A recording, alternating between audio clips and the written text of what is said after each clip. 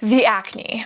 It leaves behind the hyperpigmentation and the scars. Well, these are the best things you can do to prevent hyperpigmentation and scarring after blemishes and breakouts, and just some overall general wound healing tips. This is actually a video request that comes from a beautiful butterfly, as well as a partnership with Apostrophe, but we're going to speak about that a little bit later, because when it comes to the breakouts, they just don't seem to stop. I've got them all over my chest today. I have them all over my back and my shoulders, and yes, I have one that decided to pop up right here. Now, blemishes are difficult enough on their own, but no one prepared me for the scars and the marks that they would leave behind. As you know, hyperpigmentation comes from melanocytes. It is this melanin pigment that causes this redness to the skin, and it can stick around, but it normally goes away within 3 to 6 months. Now, the scar is what is left behind. Sometimes that can be raised, sometimes that can be indented, like an ice pick or a boxcar scar, and sometimes it can actually be a keloid, which should be surgically removed by a dermatologist. However, there are certain products and things you can do, both once the blemish or the wound happens, what you can jump on right away, and then some of the stuff that you can do once that scar has set in a little bit more. Well, first things first, when you get a pimple and it pops, that is technically an open wound. And what you would do for this pimple is what you would do for any other wound, generally those that are superficial on the skin. If it's a deep one, go to the doctor. But for superficial wounds or little blemishes, the first thing you want to do is clean that off, keep it sterile, but keep it moist. There is this fallacy or this wives' tale that you should dry a wound out and let it scab over. The scab is the body's natural healing process, but ideally you don't want to dry it out. You want it to be sterile and you want it to be moist, because that is going to be conducive to wound healing. We can talk about wound care in another video if you'd really like to, but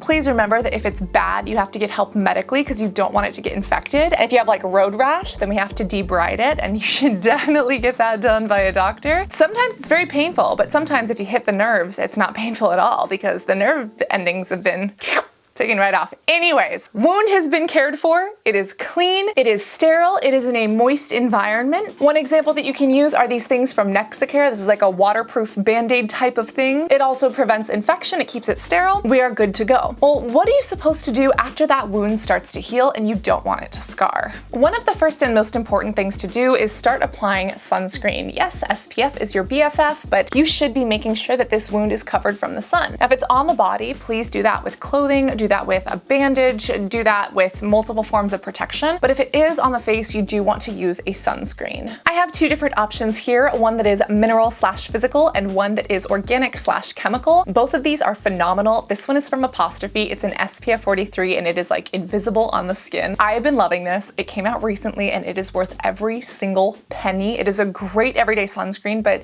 yes, it is also fantastic for those who are struggling with a damaged skin barrier. Now there's also this one. This is the Scar Cream Sun Protectant SPF 35. This one takes a little bit more elbow grease to rub in, but it's actually quite sheer. And this one is also a soothing option for that scar relief, but really protecting this wound from the sun is going to be ideal. Again, if it's like here on the face, you want to make sure that it is protected because that sun can actually cause the hyperpigmentation and the scarring to become worse. And protecting it is going to be putting our best foot forward. Now, secondarily, we also want to talk about silicone patches. These are fantastic to put on immediately, again, to protect the wound and to stop it from kind of keloiding or balling up. But even if your scar has been around for multiple months or years, these could help as well. These are the ScarAway clear silicone scar sheets. These are used in emergency medicine and in doctor's offices. This can kind of compress the scar. And again, it's best to put these on honestly like day 2, day 3, so that this doesn't have a chance to kind of grow and become one of these. I have this little scar on my cheek that pokes up in the corner, and this one is really raised. If I had used something like this on the get-go when I first caused that damage from picking, believe it or not, this would have been really helpful.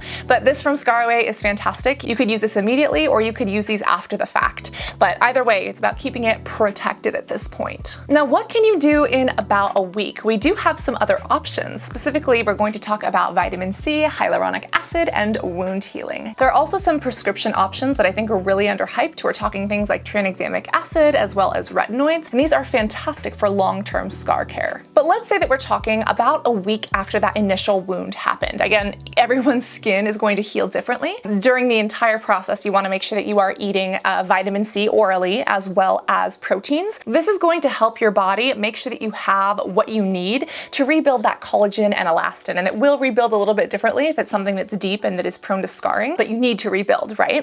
Well, as you know, hyaluronic acid is a part of our skin naturally, and hyaluronic acid, as well as other humectants, have been shown to be excellent for wound healing. And as long as you find a hyaluronic acid product that doesn't have fragrance, doesn't have a bunch of extra fillers and things, you know, and that isn't expired or old, like it's a sterile product and it's being preserved well, you can actually start using hyaluronic acid on this wound that has now started to heal. This can be really great because it helps to hydrate the area, and it's also giving that skin support. Now, vitamin C is fantastic when it comes to hyperpigmentation, but as you know, vitamin C can sting. So I would say a little bit more than a week out, maybe like 1 to 2 weeks, you do want to put some vitamin C on that wound. Now, you could use vitamin C as little as 3 days in. I would recommend that if you can handle it, but if it stings or if it burns or if it's overwhelming, you don't want to irritate that skin. You don't want to irritate that wound anymore. That wound is probably inflamed. It's probably a little bit red and raised. That's that inflammatory process that's actually, you know, a multi-step process that's healthy for the skin. But about a week and a half after, you can really go in with some vitamin C's. Now, there are many different options. I have a couple at different price points and why I like them. This first one is from The Ordinary. This is a really great budget one. This is the Ascorbyl Tetraisopalmitate 20% solution in vitamin F. And this is great because this is a stabilized form of vitamin C. This is really lightweight on the skin, so if you're trying to apply this right before you go out each day, it's a really good option, and it also pairs very well underneath a sunscreen like this. Now, if you're looking for a zero waste option that is phenomenal, this one from Common Air is great, especially for anyone who's on the go. This one actually comes in these little biodegradable capsules, and even this, it's all plastic free, and this is a little paper container. They come with 60 of these little capsules. I understand that they are expensive, but they do really put their money where their morals are. They really believe in sustainability, and if you're looking for a vitamin C product that has a really great efficacy and holds that up, this is a 10% and it is excellent. Now, if you got money and you want something that doesn't sting, you want something that penetrates deeper, and maybe you want like a cruelty-free version of the SkinCeuticals. Do you know where we're going with this? This was developed by a doctor himself, Dr. Perricone, MD, and this is the Triple C plus Ferulic Brightening Complex at 20%. This is a nice 20% vitamin C, but because it is an ester form, it's a lot more gentle to the skin and it's oil soluble and it actually penetrates deeper. And this would be one of those products that this is freaking awesome. It works very well. It is ridiculously expensive. And again, we don't need to spend that much on a vitamin C product, but if you wanted to, this would be it. And this is excellent for some hyperpigmentation as well as for post-wound care and scarring. If you can handle it, you could even use this a little bit earlier in a routine, again, because it is an oil-soluble form and I find it to be very, very soothing. But it is a 20%, so just keep that in mind. Remember that vitamin C does help with brightening. It does help with hyperpigmentation, and this is going to help stop that hyperpigmentation from setting in and staying around the skin. Now, if you aren't looking to spend an arm and a leg, but you can't afford prescription products, we do have options, and I actually think this is super underhyped. This is a blend of different ingredients that help with acne and hyperpigmentation. Now, full disclaimer, this is a prescription product, so you do have to get this prescribed to you. This is a blend of tretinoin, spironolactone, tranexamic acid, all in a formula, and this is from Apostrophe. Now, Apostrophe is an online pharmacy. They actually have oral medications. The spironolactone is one that I've taken in the past. They actually customize these to each person's skin. So depending on if you have acne and rosacea, you'll get something different rather than if you have acne and hyperpigmentation. And yes, over the counter, they do have this sunscreen, which I love. Now, I have partnered with Apostrophe before, and I am partnering again with them on this video, and it's because I do think that prescriptions should be affordable and accessible. And instead of waiting months to see a dermatologist just to get a product for your skin, they actually make this accessible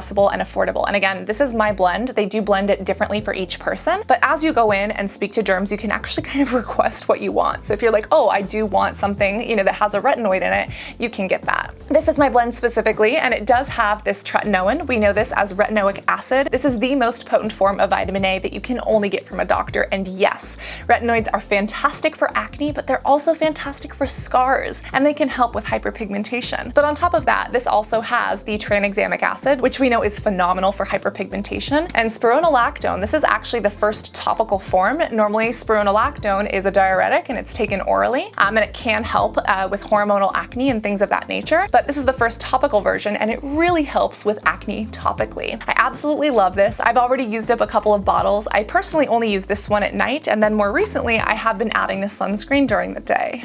I switched out my favorite Dr. Sam sunscreen. So my Dr. Sam sunscreen exploded in a suitcase because I traveled for the first time time in a year and a half. And I only had one bottle left at home because yes, I had a multiple, but it was like on its last leg. So I have switched to this, and it's technically called the Apostrophe Screen. So just like the screen, it's not a scream. This isn't a horror film, it's the screen. Protects you from the sun so that it doesn't become a horror film. Okay? This is phenomenal for post-wound care, whether it's about 2 weeks after that wound has started to heal, or if you have an old scar that's still giving you problems. Like I've been applying mine to this area of my skin. I think I could use a little bit higher of a percentage, but I've been using it along these areas, and it helps my acne tremendously since I am acne prone, especially around that time of the month. But also for this scar care, for this wound care, these scars have been set in for literally 5 to 10 years. And without doing lasers or microneedling, prescriptions like this are some of the best and most potent things that you can do that don't include over-the-counter stuff. And again, mine is 0.025%, 5%, and 5%. Apostrophe does get back to me really quick. Their derms say that they respond within 48 hours. And then the other thing is that they actually use derms. There are many other customized skincare brands that I do love and I have tried, but not all of them are board certified derms. We love our NPs, we love care practitioners, but Apostrophe does use dermatologists that are board certified, and they do have a coupon if you would like to use it. And again, based on what this costs versus what this would cost if I were to try to get it in office without, insurance, good luck. And also because this is a custom blend, and I believe they're the only ones that have topical spironolactone in a blend like this, you couldn't get this in office. It is great for acne, but it is excellent for those who do have hyperpigmentation plus acne because of that blend of spironolactone and that tranexamic acid. So now that it's been about 2 to 3 weeks, you've introduced something like this, like a prescription to try to help this wound heal. You notice that it goes from this raised pinkiness to kind of like a little bit flatter, a little bit more looking like a suture, and then it kind of starts to heal over and get a little bit silver. You still want to be applying SPF every single day. And if you can, you do still want to keep it under a silicone patch, especially if you think it's going to keloid. Now, if you think it's going to keloid, see a doctor, see a derm. They can cut those out, and they can do other things to prevent them, such as shots, but really keeping them protected day in and day out are some of the best things you can do.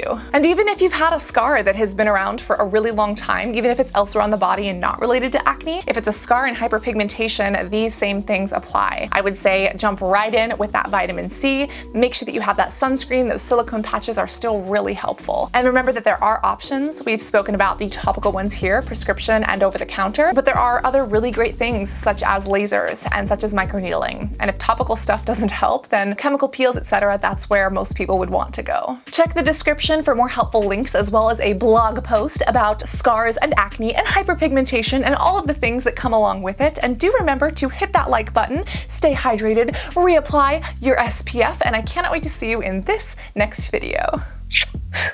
Love you guys. Bye.